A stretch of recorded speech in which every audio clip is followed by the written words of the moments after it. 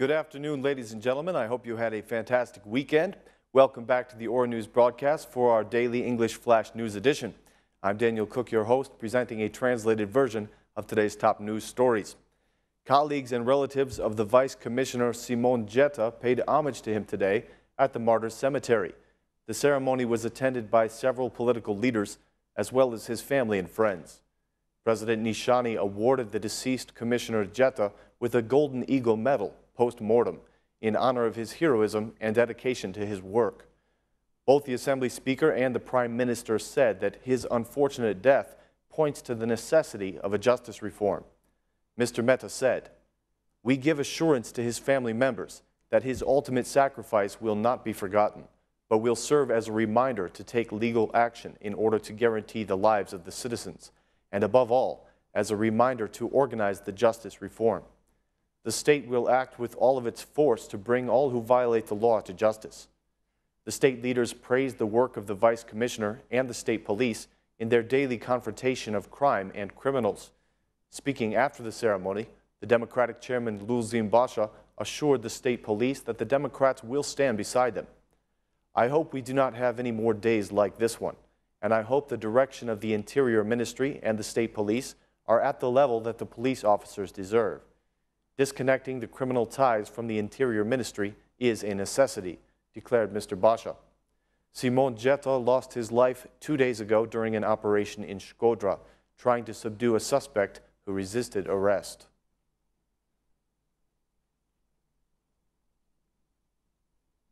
The Commission of National Security began its meeting today with a moment of silence in honor of the murdered Vice Commissioner Simon Jetta. The meeting that followed was marked with political debate over the issue of criminal rights.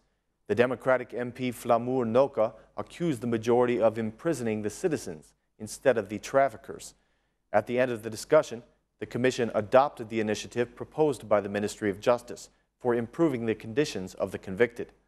After the meeting, the head of the Security Commission, Spartak Blaho, responded to the queries of Ora News journalists regarding a letter that was sent to the heads of several institutions concerning a scheme against Ilir Mehta. It was rumored that the plot could destabilize the country, but Mr. Blaho responded that any destabilization is being normalized.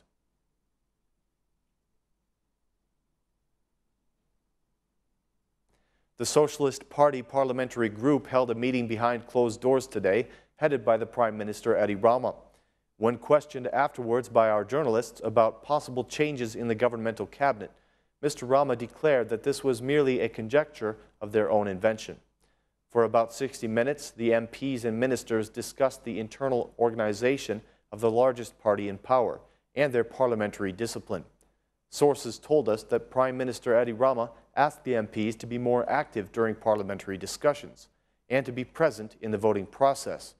For several plenary sessions, the majority has postponed the vote on some laws that required a qualified majority because they lacked 84 votes. It is learned that the Prime Minister has forbidden the MPs to travel outside the country. He also asked that the party be active in recruiting new membership and be mobile in electing new leaders at the Socialist Party Congress in December.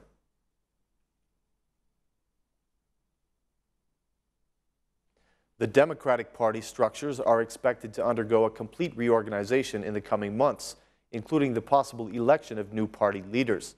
The process will begin after an analysis of the June 21st elections, and it has been learned that the party branches that achieved the worst results in the elections will be completely restructured. The Vice Chairman, Eddie Poloka, made the following statement for Ora News. "We have made a decision to change the party structures where necessary. There will be some changes based upon the results of the local elections.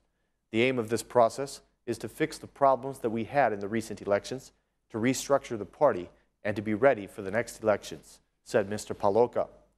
He also responded to criticism that the draft analysis presented by the General Secretary in the party meeting did not address the problems within the party. "It is a draft mostly aimed at comparing the figures," he said, "and establishing the reasons for the results. The draft will be completed. This is the reason that we are holding party meetings, to complete the report and to find out how we can fix the problems we had in the last elections." The Democrats will thoroughly analyze the results of the June 21st elections and reorganize in preparation for the 2017 parliamentarian elections.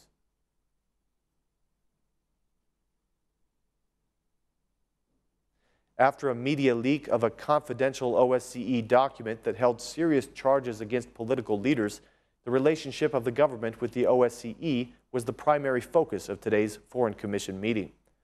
The Democratic MP Aldo Bumci criticized the foreign minister for requesting a reduction of the OSCE presence in Albania. The chairwoman of the commission, Arta Dade, also spoke in support of the OSCE mission, mentioning its excellent relations with the Albanian government and claiming instead that Albania will ask for a greater presence and more involvement by the organization. After the media publication of an unauthorized report by the OSCE, which contained a number of serious accusations against Albanian politicians, the Ministry of Foreign Affairs sent an official request that the OSCE mission in Albania be reduced. This, of course, sparked serious debates in the media, between the political parties, and among the international partners.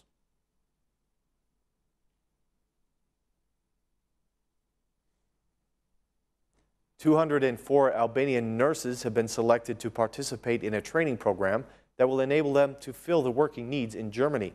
After a selection phase by the German embassy, the young nurses that were selected will have to sign a working contract in Germany. The German ambassador Hoffmann introduced the training program for Albanian nurses and reiterated his statements that Germany will not accept political or economic asylum requests. Mr. Hoffmann said that the training program is the only correct way to go and work in Germany. If someone wants to work in Germany, please do not ask for asylum, because this is the worst way, he said. You should go through legal means, enter the German labor market in a professional manner, and do not ask for asylum, the German ambassador said. The Albanian Prime Minister Edi Rama stated that the problem of asylum seekers is very complex and that the legal way to go to Germany is through vocational education. He said, the chances for asylum are zero, but the chances for legal employment are endless.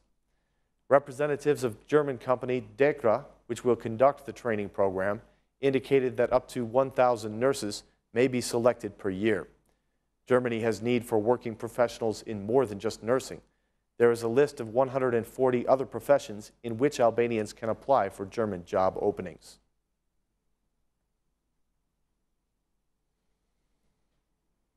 Instat data for the second quarter shows that consumption has decreased by 3.16% compared to the same period of last year. The economy continues to be weak and below the target of the government. Economic experts are pessimistic about the rate of growth for the remaining part of the year, and Albanian families have cut back on buying food, a sure sign of uncertainty in the future. The Instat data indicates that this cutback in grocery spending is becoming a concern for the country's economy.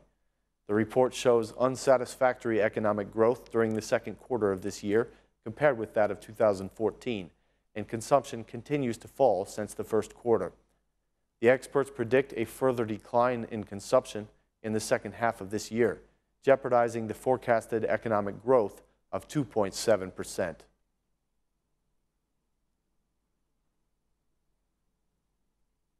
Thanks so much for choosing Aura News as your source for English updates.